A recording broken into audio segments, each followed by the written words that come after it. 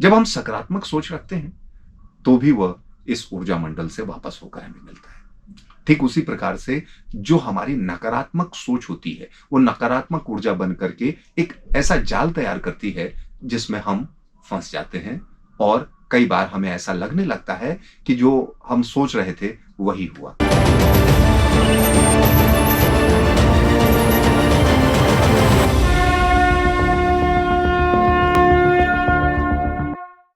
शून्य साधना के सभी दर्शकों को प्रदीप तिवारी का हार्दिक नमस्कार।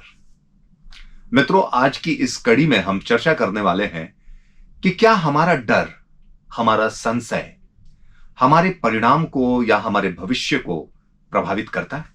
तो क्या है कि यूनिवर्स या प्रकृति की अगर हम बात कहें तो आप स्वयं देखिए, मैं बहुत पहले से इस बात पर चर्चा करता आया हूं कि हम जो भी सोचते हैं ना, वो इस ब्रह्मांड में, हमारे यूनिवर्स में, इस नेचर में एक मैसेज की तरह जाता है। कोड और डिकोड आजकल की भाषा में आप सुन रहे होंगे। तो एक प्रकार से ये कोड बन करके हमारे चारों तरफ की प्रकृति जो होती है, जो ऊर्जा मंडल है, उसमें ये जाता है। और किसी भी कार्य को संपन्न होने के लिए ऊर्जा का बड़ा महत्वपूर्ण रोल होता है। तो सारा खेल ऊर्जा का ही है।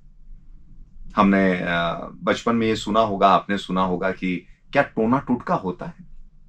तो इसके विषय में दो तरीके की राय रही है। कुछ लोगों ने कहा कि नहीं होता है, कुछ लोगों ने कहा कि होता है, ये भी एक नकारात्मक ऊर्जा होती है और ये नकारात्मक ऊर्जा हमको प्रभावित कर देती है यदि हमारी ऊर्जा उस नकारात्मक ऊर्जा के प्रति या उसकी अपेक्षा थोड़ी कमजोर हो।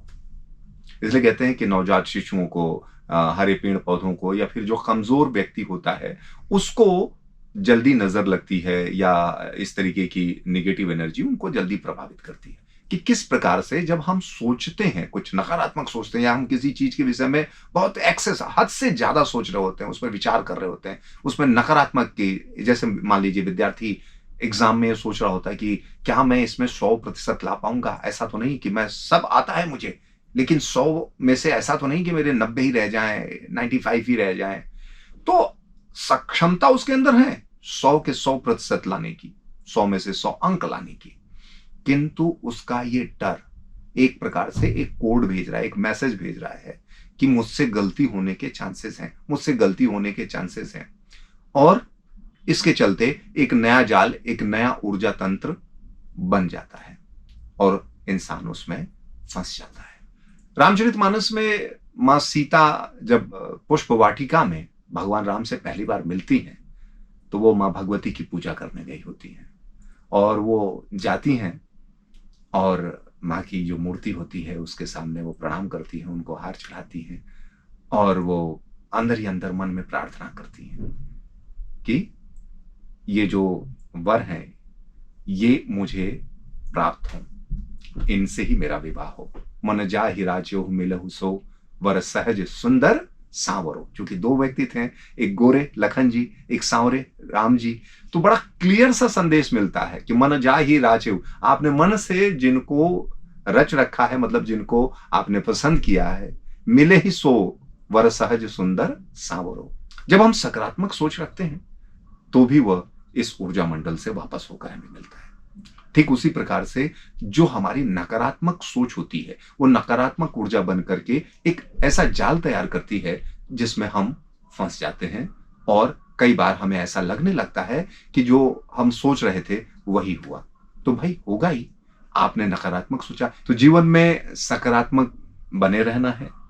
सकारात्मकता भी एक दिन में नहीं आती है, इसके लिए भी आपको अभ्यास की जरूरत पड़ती है। इसलिए हम शून्य साधना में हर बार आपको एक नया चिंतन सूत्र देते हैं कि आप इस पर विचार कीजिए और यदि आपको यह सही लग रहा है तो इसका अभ्यास कीजिए।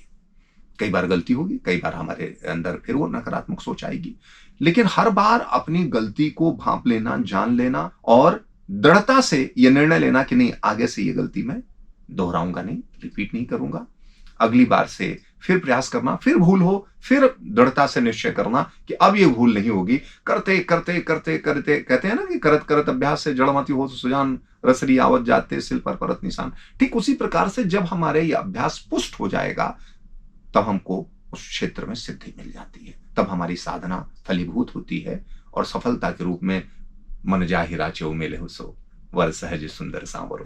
तो कहीं ना कहीं इसी बात का नाम है पूजा, इसी बात का नाम है साधना, कि जब हम साधना कर रहे होते हैं, जब हम पूजा कर रहे होते हैं, तो बहुत सकारात्मक होते हैं, बहुत आस्थावान होते हैं। और ये सकारात्मकता, ये हमारी जो पूजा है, ये हमारी सकारात्मकता को बढ़ाती है।